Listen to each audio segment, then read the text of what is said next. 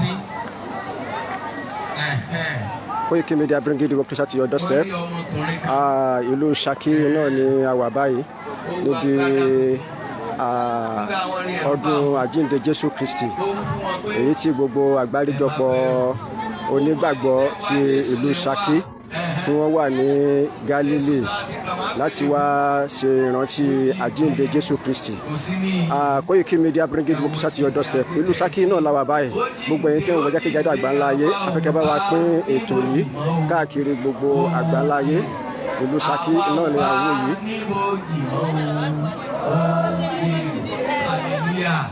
Agbára tó jí òkú dìde òun náà lágbára àjíǹde Jésù.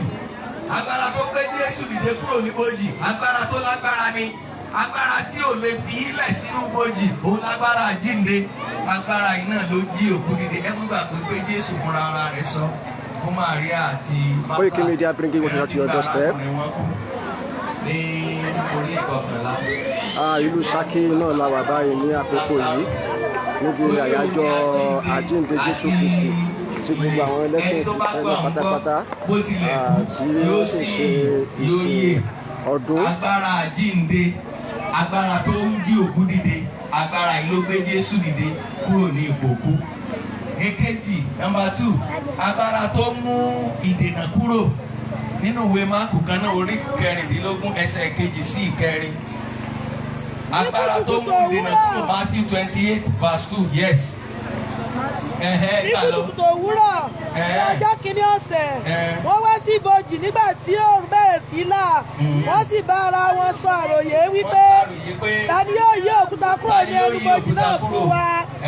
Nígbà tí wọ́n sì wò ó wọ́n rí bí a ti yí òkúta náà kúrò nítorí agbára tó mú ohun dènà kúrò òkúta ni wọ́n yí sí ẹnu ibojì Jésù pé kò ní lè dìde pé wọn ò ní lè yí kúrò ṣùgbọ́n agbára kan wá látòkè agbára tó jẹ agbára lọ ni òun náà ló gbé ohun dènà kúrò gbogbo ohun dènà ayé yín lágbára àjíǹde ó mú kúrò lónìí lórúkọ Jésù.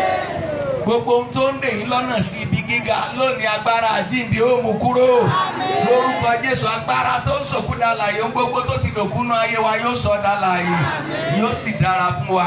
Ẹ̀kẹta, agbára tó ń yí ẹlẹ́ṣẹ̀ padà yẹn ànílìkà púpọ̀ tá a bá lọ wo ìwé Jòhánù orí 20 ẹsẹ̀ 15 sí 17 á padà mọ̀mọ́ Pétérù ó ti kúrò torígbà tí wọ́n ti mú Jésù ẹ̀rù ti bà Pétérù kò rántí pé a ti sọ pé Jésù ó jíǹde mọ́ ó ti gbàgbé gbogbo ẹ̀ ó sá lodò ń lọ pẹja àwọn ọmọ ẹ̀yìn bàbá tẹ̀lé wọn lọ ṣùgbọ́n nígbà tí Jésù jíǹde ó tún wà lọ pípadà ìwọ afẹ́mi bí so fẹ́mi ju ẹja pípa lọ so fẹ́mi ju nǹkan wọ̀nyí lọ àgbà wọn padà ẹ mọ́ gbàgbé Tọ́mọ́sì náà aláìgbàgbọ́ náà ló wọn bóun àfi tóun bá rí náà ṣùgbọ́n nígbà tí Jésù yọ sóun náà ó fi hàn bóun ti jíǹde agbára àjíǹde ó fún Tọ́mọ́sì náà ní ìgbàgbọ́ òun náà padà ó gba Jésù Kristi gbọ́ agbára tó ń yí ẹlẹ́ṣẹ̀ padà òun lágbára àjíǹde níparí rẹ̀ agbára tó ń kéde ìrere agbára tó ń kéde ìrere ẹjẹ́ á lọ wò sí àwọn apostoli orí 4 ẹsẹ̀ 23 Acts of Apostles chapter 4 verse 33. Làwọn apostoli sì ni wọ́n fi ń kéde àjíǹde Jésù Olúwa wa. Oore ọ̀fẹ́ púpọ̀ sì wà lórí gbogbo wọn. Agbára àjíǹde Jésù jẹ́ agbára tó ń kéde ìrere ohun tí àwa Kìrìsìtẹ́nì sọnù lónìí ni. Torí pé bóyá a ti gba ẹ̀rù láàyè a ti gbàgbé pé agbára tó gbé Jésù dìde sì ń bẹ láàyè síbẹ̀ a kọ̀ láti kéde ìrere wọn. Ìrere náà ló sì lè yí ayé padà. Báyé ṣe wò ó burú tó gbogbo solution tá ń wá sí ọ̀rọ̀ Nàìjíríà pé Nàìjíríà ò lè dá síbẹ̀ ń bàjẹ́ sí ni torí pé kí ni a fi ohun tó yẹ ká ṣe sílẹ̀ láìsí. Ìrere tó yẹ ká dìde láti kéde rẹ̀ káàkiri gbogbo àwọn tí ń gbébọn tí wọ́n ń pààyàn gbogbo àwọn tí ń sa tí wọ́n ń hùwàkiwà lónìí torí pé wọn ò gba ìrere ni.